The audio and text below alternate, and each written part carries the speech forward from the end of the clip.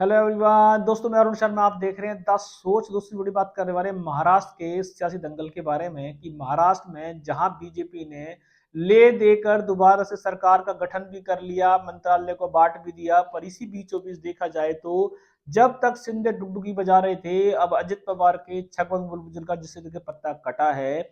इस तरीके से अजित पवार के गुट में दोबारा से भड़ाम धड़ाम की आवाजें आ रही है। और क्या अजित पवार की पार्टी बीजेपी को सपोर्ट करती रहे? भाई दोस्तों, अगर आप चैनल पहली बार हैं, जुड़ सकते हैं सारी वीडियो को देखिए। दोस्तों बात करते हैं बीजेपी एनडीए डबल इंजन सरकार के बारे में कि महाराष्ट्र में बीजेपी ने इस बार चौथा बार जीत की और जिस तरीके से वो अपनी सबसे कम वैक्सी करके आई और सबसे ज्यादा सीटें लेके आई, उस चलते शिंदे गुट पे भारी पड़े। अजित पवार का भी समर्थन ले लिया और जिस तरीके से बीजेपी ने अपने मन मर्जी के तरीके शपथ ग्रहण समारोह रखा, अपनी मन मर्जी से मंत्रिमंडल का विस्तार किया, सारे अहम मंत्रालय अपने पास रख लिए। अजित पवार के गिने चुने मंत्रालय दिए गए, गिने चुने मंत्रालय शिंदे को दिए गए, पर अजित पवार के करारे नेता छगन भुजबल, जो किसी परिचय का मोहताज नहीं है, उनका पत्ता अजित पवार के राज में काट दिया गया। बीजेपी ने उनका पत्ता शायद अजित पवार की मर्जी से ही काटा होगा, पर छगन भुजबल ने कहा है कि जहां नहीं रहना वहां नहीं चैना।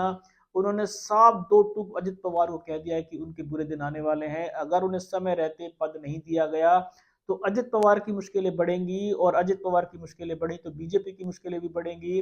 अब गठन के बावजूद जहां शिंदे के पहले ही उनसे रूठे नजर आ रहे थे, वहां देखा जाए तो अजित पवार गुट में एक तरीके से सियासी तलवारें खिंच गई हैं। बीजेपी ने भले ही अपनी बल पे सरकार बना ली हो, पर अजित पवार का समर्थन तो उनको चाहिए था ही, या शिंदे का समर्थन चाहिए, पर दोनों गुट बीजेपी के मंच अपनी मनमर्जी के बंटवारे के चलते घिरते नजर आ रहे हैं। और अजित पवार जो अपने चाचा को दगा दे के आए थे, ये सब छगन भुजबल, सब ये नेता शरद पवार के सियासी दाव थे। और जिस तरीके से अजित पवार का साथ देके पार्टी खड़ी करा दी, अगर इनके पत्ते कट गए और बीजेपी ने पत्ता साफ कर दिया, अजित पवार की पार्टी में दिक्कतें आएंगी। और अजित पवार अपनी पार्टी को कैसे बचा पाएंगे, ये तो बड़ा मुश्किल है।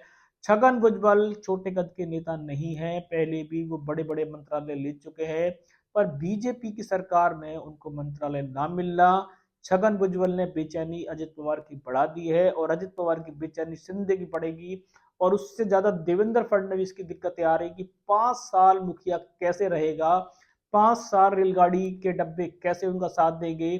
मुखिया तो वो बन गए, सरकार दिल्ली से बना ली, चला ली, पर अगर अजित पवार का गुट उनको ड्रॉप करता है तो बीजेपी की सरकार को फिर आवड़ तावड़ में दिक्कतें आएंगी।